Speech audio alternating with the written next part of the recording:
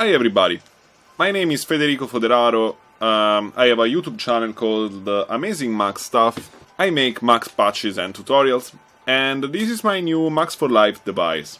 It's called RedAndBlue. The visuals that you just watched are generated by this device, and the track is from a good friend of mine, Gianluca, which is a talented musician and sound designer. I will leave the link to his Soundcloud in the video description. So let's examine how this device works. As you saw, it's basically continuously generative terrain on which the terrain reacts to the sound of your track, because this is a Max audio effect. So it goes on an audio track. So let's examine the interface of this device. First of all, let's see what I've done here. I created an audio effect track, and I used only the very low frequencies to trigger the response of the visuals, because the device reacts to the audio, and with the auto filter from Ableton, I just selected the frequency to which I wanted to respond. Now, let's go on the device itself. So first of all, here you can see a render toggle, which clearly starts or stops the render. So when the render is on, the visual will be rendered, otherwise not. This is your frame rate, which on my computer is pretty good. When I'm not recording the video is around 44, 47. But if you want a better frame rate, you can lower the resolution here using internal resolution buttons. So for example, if we go with mid resolution, the frame rate goes up.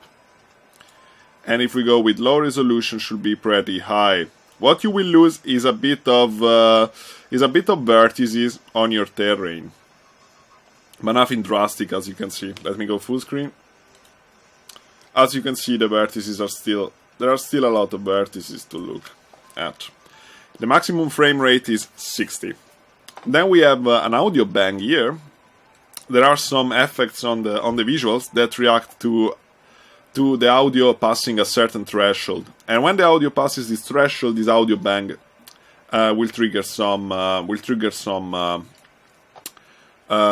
interaction in the visuals.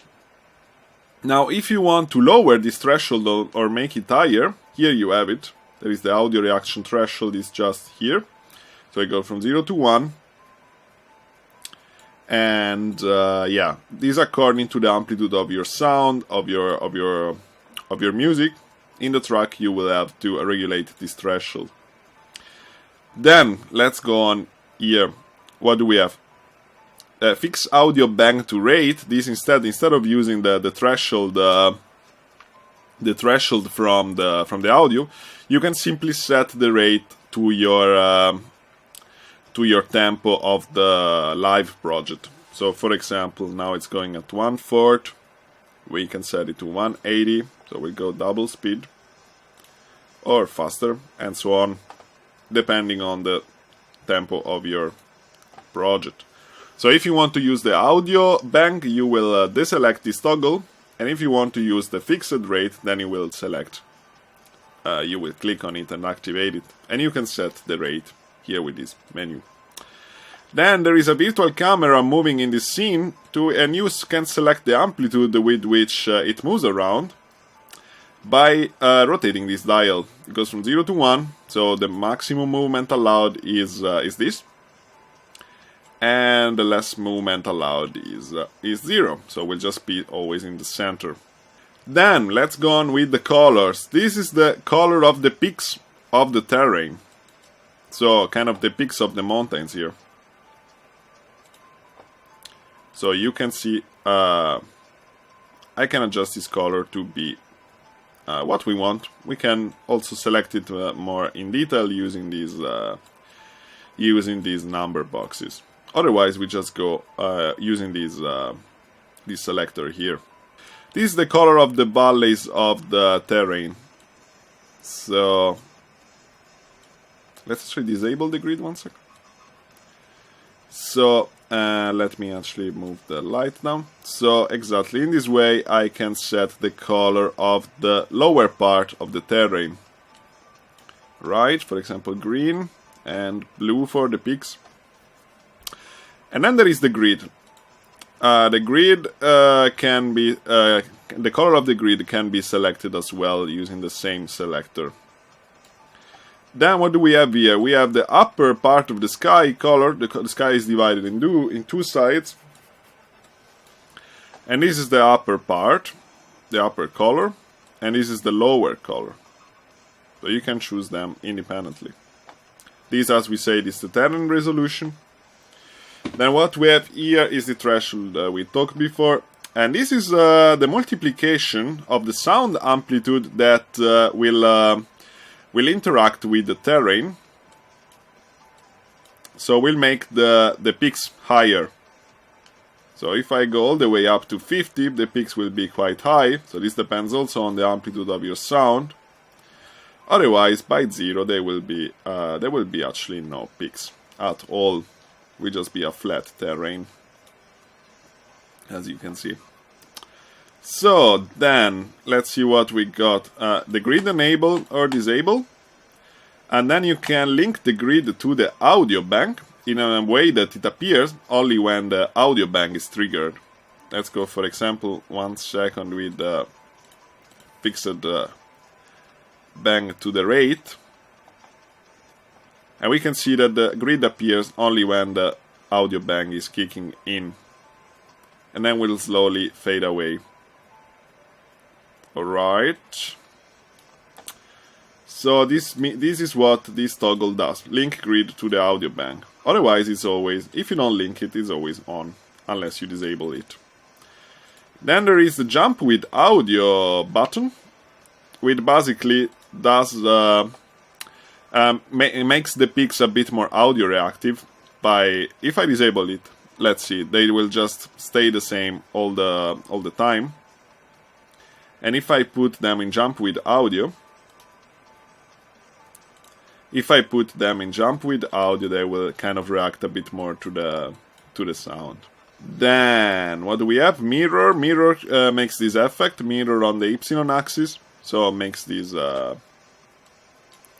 mirrored peaks and stuff. Then we have the forward speed. This is exactly the speed on which the terrain kind of moves in our direction. So kind of the speed to which we advance. And this is also connected to the audio. So when there is no sound, the terrain will just stop advancing and slowly actually get erased. And when there is some audio, this will just go on. Then there is the Rockslide speed. So what is that? Basically the Rockslide is there are some kind of peaks that will continuously slide in our direction, no matter actually what is the audio. So if we set it positive, the Rockslide speed, they will just slide in our direction, the rocks, as you can see. And if we set it negative, they will slide in the opposite direction, creating this kind of effect here. If you set it to 0, they will just be completely stopped. So the peaks will just always stay there. Okay, so let's see what else we got. We got the light movement speed, which means how fast the light will go around. Now, the higher this number is, the slower the light will go, because this is a divisor. So, if we set it high, the light will be slowly move around. If we set it low, the light will kind of continuously move, as you can see. And this is how much the light actually moves. So if we set it really high, we will see kind of a drastic change in light. Let's see. And if we set it really low, the light will always kind of be the same. Alright. Then what do we have here is the background audio bang, which connects the color of the background, so of the sky. This I will actually probably call sky audio bang. So now we have the sky audio bang, which basically connects the color of the sky with the audio bang. So it makes it react to the audio passing the threshold that we talked before. Then we have the chromatic aberration effect, which is this kind of is this kind of effect on which you have this radial blur plus this plus the division of the color in red, green, and blue. This is called chromatic aberration, and it's quite a nice effect added to these particular visuals. Then you can set how much specular reflection do you want for your mountains. For example, maybe you don't want them to be too glossy. You can see this especially when we kind of... so this is completely glossy. And you can set it kind of moderate, so there will not be so much specular highlight. Or you can set it to off, for which this will be kind of matte. There will be no specular highlight. This will look like a dull material, not so glossy. Like if you set to high, this will look quite glossy. Alright, and then there is the preset on which you can save your presets. And then you can save them on your preset collection, clicking on this button here, and this will be saved on your preset collection, so then you can reuse it next time. So, okay, this is it. You can get this device on Gumroad for $14. And if you have any questions or troubles with it, just write me. And if I make future, or actually when I will make future modification to this software, you will be able to download it, of course, for free by sending me your email. I will send you a copy of the new device updated. So stay tuned for updates. Alright? If you decide to purchase the device, enjoy it very much, and I will see you in the next video. Ciao, ciao.